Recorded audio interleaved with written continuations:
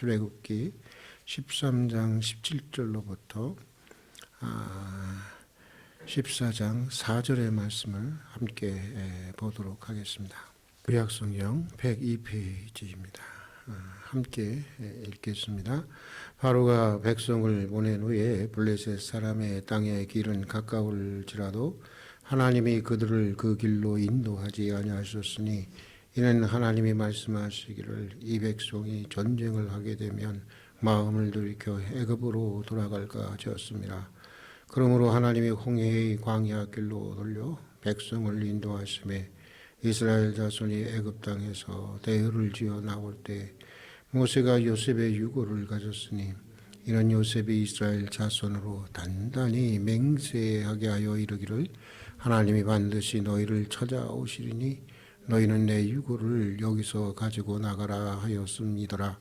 그들이 숫곳을 떠나서 광야 끝에 담에 장막을 치니 여호와께서 그들 앞에서 가시며 낮에는 구름 기둥으로 그들의 길을 인도하시고 밤에는 불 기둥을 그들에게 비추사 낮이나 밤이나 진행하게 하시니 낮에는 구름 기둥 밤에는 불 기둥이 백성 앞에서 떠나지 아니하니라.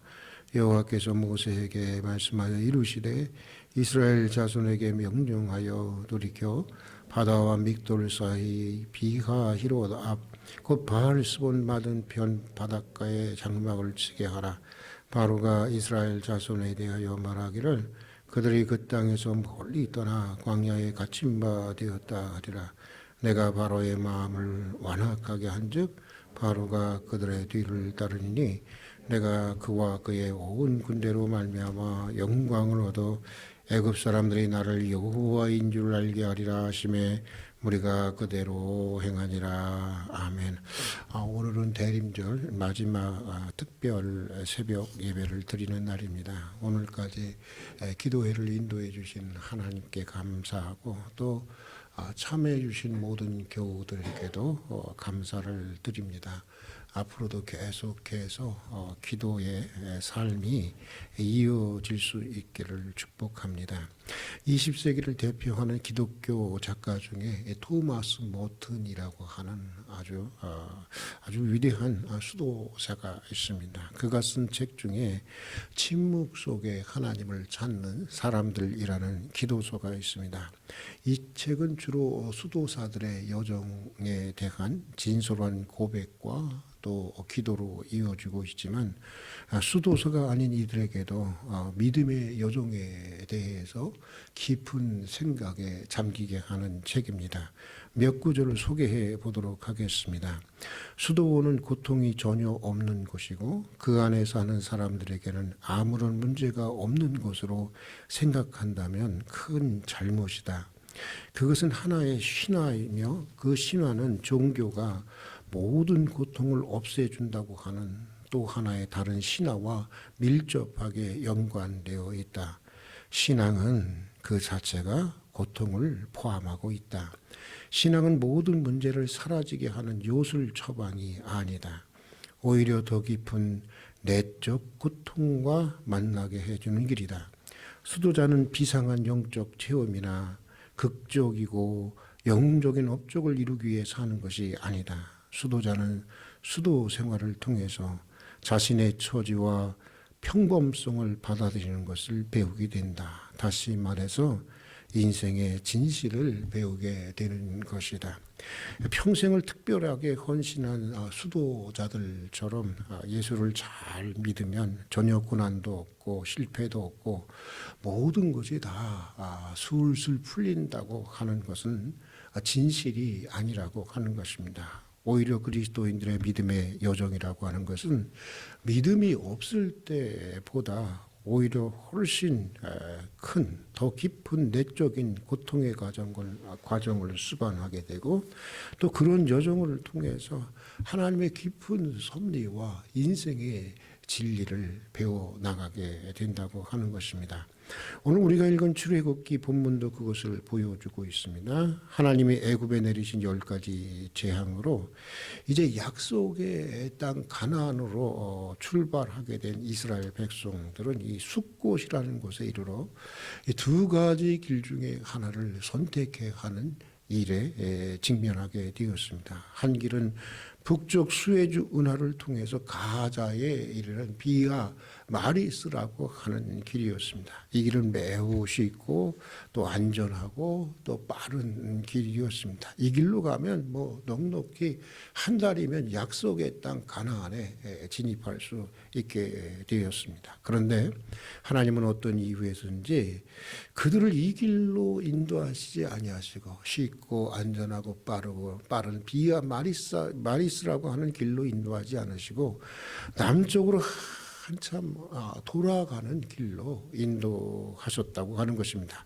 그 길은 한참 돌아간 길이었을 뿐만 아니라 뒤에서 추격해 오는 이집트 군대를 생각해 보면 앞에는 홍해 바다가 가로막고 있는 그야말로 막다른 길이기도 했던 것입니다. 이스라엘 백성들은 모두가 다 쉽고 안전하고 빠른 길을 원했을 것입니다. 마치 오늘 살아가는 우리들처럼 말입니다. 그러나 하나님은 이스라엘 백성들이 원하는 것과는 전혀 다른 길로, 그들의 기대와는 전혀 다른 길로 그들을 인도하셨습니다. 여러분, 왜였을까요?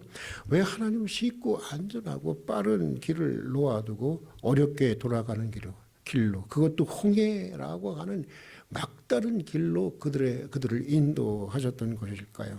이 질문은 살아가면서 종종 멀리 돌아가는 것 같기도 하고 또 때때로 막다른 길에 직면하기도 하는 오늘 우리들의 절박하고 또 실존적인 질문이기도 한 것입니다.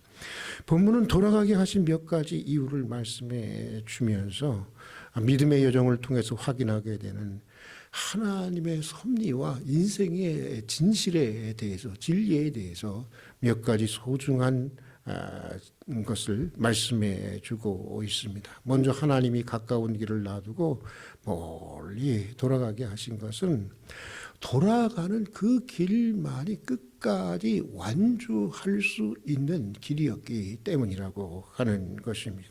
우리말에도 이런 말이 있죠. 가다가 중재하면 아니간만 못하니라, 그런 말이 있습니다. 도중에 포기하면 시작한 것만도 하지 못하다는 것입니다. 왜냐하면 그동안 들였던 시간, 비용, 에너지 또 다시 돌아와야 될 거 아니에요. 새로 시작하려고 하면. 그러니까 가다가 중재하면 아직만 못하다고 하는데 이스라엘 백성들에게 비하 마리스라고 하는 길은 바로 그런 길이었다고 하는 것입니다. 그 길은 쉽고 안전하고 빠른 길이었습니다. 그러나 이스라엘 백성들의 영적 수준에서 볼 때는 포기할 수밖에 없는, 도중에 포기할 수밖에 없는 길이었다고 하는 것입니다. 본문 17절에 보면은 하나님이 돌아가는 길을 선택하게 하신 이유를 말씀하고 있습니다. 본문 17절의 말씀 우리 한번 같이 읽어보도록 하겠습니다. 같이 읽겠습니다. 바로가 백성을 보낸 후 블레셋 사람의 땅의 길은 가까울지라도 하나님이 그 길로 인도하지 아니하셨으니 이는 하나님이 말씀하시기를 이 백성이 전쟁을 하게 되면 마음을 돌이켜서 애굽으로 돌아가게 하셨습니다. 그러니까 하나님이 보시기에는 이스라엘 백성들은 아직 가나안 땅에 있는 블레셋 족속들과 싸울 만큼 그렇게 훈련되거나 믿음이 성숙되어 있는 상태가 아니라고 하는 것입니다. 전쟁을 하게 되면 쉽게 포기하고 예전의 노예 생활로 돌아가자고 할 것이 분명했다고 하는 것입니다. 그러기에 하나님은 쉽고 또 안전하고 빠른 길보다는 오히려 돌아가는 길을 선택하셨다고 하는 것입니다. 왜요? 시간을 넉넉히 가지고 그들을 훈련하시고자 한 것입니다. 그래야 끝까지 약속의 땅을 향한 그 길을 완주할 수 있었기 때문인 것입니다. 여러분은 혹시 지금 내 인생이 멀리 돌아가고 있는 것은 아닌가 그렇게 생각하시는 분은 없습니까? 만약 여러분이 특별히 불순종의 삶을 과거보다 불순종의 삶을 살아가고 있지 않다고 한다면, 여러분이 꾸준하게 신앙생활을 하고 기도생활을 하고 경건생활을 하고 있다고 한다면 여러분 확신해도 좋습니다. 지금 돌아가는 이 길이 약속의 땅으로 향한 축복의 땅까지 완주하게 하기 위한, 끝까지 완주하게 하기 위한 하나님의 특별한 배려요, 은총이라고 하는 것을 확신해도 좋습니다. 쉽고 안전하고 빨리 가는 것만이 은혜가 아닙니다. 때로는 돌아가는 길이 은총의 길이고, 돌아가는 길이 끝까지 완주할 수 있는 길이기 때문입니다. 종종 우리는 돌아가는 길을 통해서 이런 하나님의 섭리와 인생의 진실을 배우게 되는 것입니다. 자, 또 하나님이 돌아가는 길로 인도하신 이유는 하나님의 주권과 하나님의 영광과 하나님의 능력을 보여주시기 위한 것이었습니다. 출애굽기 14장 4절을 한번 같이 한번 읽어보도록 하겠습니다. 14장 4절을 함께 읽겠습니다. 내가 바로의 마음을 완악하게 한즉 바로가 그들의 뒤를 따르니 내가 그와 그의 온 군대로 말미암아 영광을 얻어 애굽 사람들이 나를 여호와인 줄 알게 하리라 하시며 무리가 그대로 행하니라. 우리 다시 한번 읽어볼까요? 내가 바로의 마음을 완악하게 한즉 바로가 그들의 뒤를 따르니 내가 그와 그의 온 군대로 말미암아 영광을 얻어 애굽 사람들이 나를 여호와인 줄 알게 하리라 하시며 무리가 그대로 행하니라. 하나님은 하나님의 능력과 주권과 영광을 나타내기 위해서 결정적인 하나님의 능력, 결정적인 하나님의 주권, 결정적인 하나님의 영광을 나타내기 위해서 홍해라고 하는, 돌아가면서도 막다른 길로 그들을 그들을 이끄셨다고 하는 것입니다. 요즘 애들이 그런 말 많이 하잖아요. 야, 너 다 계획이 있었구나. 그런 말을 하잖아요. 그런 것처럼 하나님께서도 계획이 있었던 것입니다. 하나님이 돌아가는 길, 그것도 막다른 길로 인도하시는 데에는 다 하나님의 섭리가 있었고 하나님의 계획이 있었던 것입니다.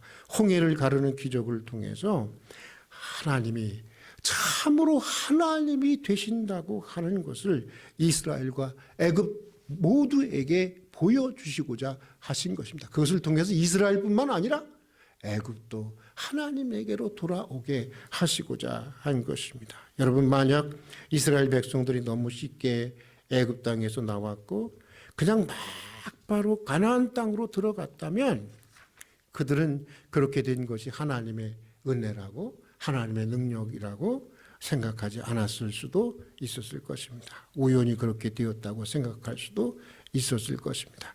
자기들의 능력이라거나 아니면 모세라고 하는 위대한 지도자의 덕분이라고 생각할 수도 있었을 것입니다. 그러면서 자신의 능력이나 모세를 우상화할 수도 있었을 것입니다. 아니, 당시 이스라엘 백성들의 영적인 수준에서 보면 틀림없이 그들은 그랬을 것입니다. 왜냐하면요, 그들은 하나님의 능력을 그렇게 많이 체험하고서도 광야에서 금송아지 우상을 만든 사람들이 바로 누구예요?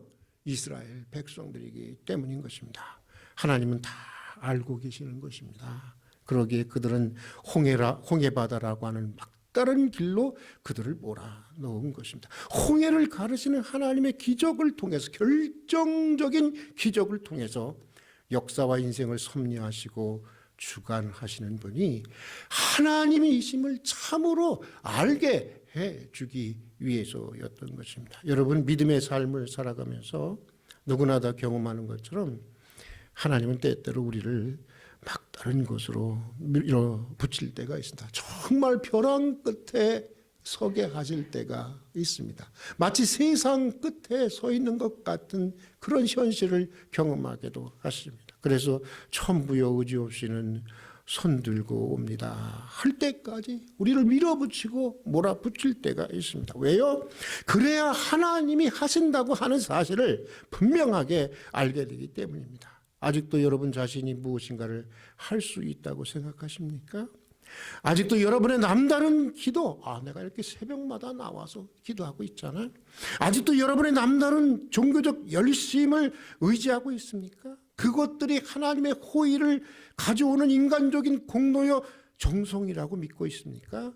여러분, 그것마저 내려놓으셔야 하는 것입니다. 그리고 완전하게 손을 들어야 하는 것입니다. 수도자는 수도 생활을 통해서 하나님의 도움 없이는 아무것도 할 수 없는 자신의 공공한 처지와 평범성을 받아들이는 것을 배우게 된다라고 한 토마스 머튼의 고백처럼 우리는 때때로 멀리 돌아가는 길과 막다른 길로 인도하시는 우리들의 믿음의 여정과 기도 생활을 통해서 하나님의 은혜 없이는 내가 아무것도 할 수 없는 존재라고 하는 우리 자신의 공공한 처지와 결코 내가 남과 다르거나 특별하지 않은 자신의 평범성을 받아들이는 것을 배우게 되는 것입니다. 하나님은요, 여러분 이거 아셔야 돼요. 우리는 자꾸만 우리 내면을 한번 보세요. 자꾸만 뭔가 다른 사람과 구별 지으려고 해요.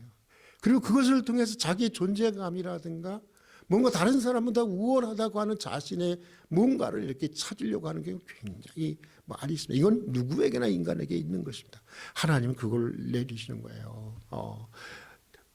평범한 존재라고 하는 거. 하나님의 은혜 없이는 내가 아무것도 할 수 없는 존재라고 하는 거. 내가 결코 남과 다르지 않다고 하는 자신의 평범성을 깨닫게 해주시는 것입니다. 여러분 그리스도인의 믿음의 여정이나 기도의 여정이 내 편에서 하나님의 호의를 불러오는 공로를 쌓아가는 여정으로 이해가 되어서는 안 되는 것입니다. 모든 것들이 정말 모든 것들이 다 하나님의 은혜라고 하는 하나님의 은총이라고 하는 인생을 배워가는 여정, 그것이 바로 우리의 믿음의 여정이어야 하는 것입니다. 내 편에서 내세우려고 하는 모든 의, 모든 지혜, 모든 능력을 내려놓고 온전히 손을 들어야 하는 것입니다. 전적으로 하나님의 은총만을 의지해야 하는 것입니다. 그럴 때 홍해를 가르시는 것처럼 막다른 길에서도 하나님께서는 결정적인 새로운 길을, 인생의 길을 우리에게 열어 가시는 것입니다. 자, 또 하나님께서 이스라엘 백성들로 돌아가게 하시고 막다른 길로 인도하신 이유는 그 길이 하나님께서 함께 하시기로 예정된 길이었기 때문입니다. 본문에 보면 그들이 하나님의 뜻에 순종해서 홍해길로 갈 때 무엇과 무엇이 나타나는 걸 보게 되나요? 불기둥과 구름기둥이 나타나서 그들을 인도하는 것을 보게 됩니다. 낮에는 구름기둥으로 밤에는 불기둥으로 하나님이 함께 해주신다고 하는 것을 보여주시는 것입니다. 출애굽기 13장 20절부터 22절의 말씀을 함께 읽어보도록 하겠습니다. 출애굽기 13장 20절부터 22절의 말씀입니다. 같이 읽겠습니다. 그들이 숫곳을 떠나서 광야 끝 에담의 장막을 치니 여호와께서 그들 앞서서 가시며 낮에는 구름 기둥으로 그들을 인도하시고 밤에는 불 기둥을 그들에게 비추사 낮이나 밤이나 진행하게 하시니 낮에는 구름 기둥 밤에는 불 기둥이 백성 앞에 떠나지 아니하니라. 새해 2023년 참 광야길을 걷는 것처럼 매우 힘든 한 해가 되겠지만 그럼에도 불구하고 주께서 불 기둥과 구름 기둥으로 우리의 삶을 인도해 줄 줄로 믿습니다. 이번에 여러분 성경이 말하는 최고의 은혜가 뭔지 아세요? 성경이 말하는 최고의 은혜, 그것은 하나님이 함께 해주신다는 것입니다. 전능하신 하나님, 창조주 하나님, 아들을 십자가에 내어주시기까지 우리를 사랑하는 극치열하게 집요하게 사랑하는 하나님이 나와 함께 해주신다는 거예요. 우리 가정과 함께 해주신다는 것입니다. 교회와 함께 해주신다는 것입니다. 세상과 함께 해주신다고 하는 것입니다. 선교사의 기념이 되는 인물 중에 데이비드 리빙스톤이라고 하는 유명한 사람이 있지 않습니까? 그는 16년간 아프리카 선교사 생활을 하면서 무려 30회 이상 죽음의 고비를 넘겼다고 하는 것입니다. 그리고 이미 한쪽 팔은 이미 사자에게 물어 뜯겼어요. 사자의 밥이 되어줬습니다. 이런 상태였습니다. 그때 영국의 글래스고우 대학에서 그에게 명예법학 박사학위를 수여하려고 초청을 했다는 것입니다. 그때 사회자는 그가 다시 아프리카로 돌아갈 것이라고 말하면서 그를 소개했을 때 리빙스톤은 강단에 올라서 조용히 이렇게 말했다고 합니다. 내가 영국을 떠날 때 그리고 저 아프리카 밀림에서 일할 때 나를 한결같이 지켜준 성경 말씀이 있었습니다. 그것은 마태복음 마지막 장에 있는 말씀이었습니다. 내가 너희에게 분부한 모든 것을 가르쳐 지키게 하라. 볼지어다 내가 언제까지? 세상 끝날까지 너희와 어떻게? 항상 함께 있으리라. 리빙스턴은 다시 이 말씀을 듣고 아프리카로 간다고 말했습니다. 그리고 아프리카에서 그의 여생을 마쳤을 때 그는 침대 옆에 쓰러져 기도하는 자세로 발견되었는데 그가 남긴 마지막 일지에는 이렇게 써 있었습니다. 우리 같이 한번 따라서 한번 합시다. 난 그의 약속을 믿는다. 그는 나와 함께 하실 것이라는 약속을 지킬 것이다. 다시 한번 따라서 한번 해봅시다. 난 그의 약속을 믿는다. 그는 나와 함께 하실 것이라는 약속을 지킬 것이다. 여러분 믿습니까? 함께 해주신다는 하나님의 약속 하나를 붙들고 그는 한평생 밀림 속에서 복음을 전파하는 위대한 전도자의 삶을 살게 된 것입니다. 사랑하는 교회 여러분, 가깝다고 지름길이 아닙니다. 멀리 돌아가도 끝까지 완주할 수 있는 길이 지름길인 것입니다. 대로와 같다고 안전한 길이 아닙니다. 험한 길이라도 막다른 길이라도 주님이 함께 하시는 길이 가장 안전한 길인 것입니다. 그래서 시편에 보면 어느 시편 기자는 출애굽의 역사를 회고하면서 이렇게 고백하고 간증하고 있습니다. 우리 따라서 한번 해볼까요? 주의 길이 바다에 있었고 주의 첩경이 큰 물에 있었으나 주의 종족을 알 수 없었나이다. 주의 길이 어디에 있었다고요? 바다에 있었다. 주의 첩경, 주의 지름길이 어디에 있었다고요? 큰 물 가운데 있었다고 하는 것입니다. 보이지 않는 깊은 홍해 바다 속에 지름길이 있었고 그 속에 가장 안전한 길이 놓여 있었다고 하는 것입니다. 그 누가 홍해 바다가 지름길이 될 줄을 알았겠습니까? 여기에 하나님의 깊고 높은 섭리가 있는 것입니다. 지금 당장은 돌아가는 것 같고 막다른 길 같아도 주의 말씀을 따르고 순종하는 거기에 지름길이 있고 가장 안전한 길이 있게 되는 것입니다. 여러분 새해에도 뭐 다른 거 없어요. 오직 주님의 말씀에 순종함으로 주님의 말씀에 따라가는 주의 말씀을 따라가는 주의 인도하심을 따라갈 수 있는 믿음의 사람이 될 수 있기를 주의 이름으로 축복합니다. 그 길이 가장 안전한 길이요. 그 길이 가장 지름길이라는 것을 항상 우리가 기억할 수 있기를 바랍니다. 같이 기도하겠습니다. 대림절 특별 새벽 기도회를 오늘까지 인도해 주시고 또 시간마다 주의 말씀으로 우리 자신을 돌아보게 해주시고 또 은혜를 잊게 해주신 것을 진심으로 감사드립니다. 오늘 주신 말씀대로 주의 인도하심에 전적으로 순종할 수 있는 믿음의 사람들이 되게 하여 주시옵소서. 돌아가도 주님이 원하는 길을 가게 해 주시옵소서. 돌아가도 끝까지 완주할 수 있는 길을 가게 해 주시옵소서. 아무리 험한 길이라도 아무리 막다른 길이라도 오직 주의 영광과 주권이 나타나는 길을 따라가게 해 주시옵소서. 주님이 함께 하시는 길이 돌아가도 지름길이고 험하고 막다른 길이라도 할지라도 가장 안전한 지름길이라는 것을 알게 하여 주시옵소서. 며칠 남지 않은 한 해를 잘 마무리할 수 있게 해주시고 다가오는 새해에도 오직 주의 말씀의 순종으로 살아가는 한 해가 되게 해 주시옵소서.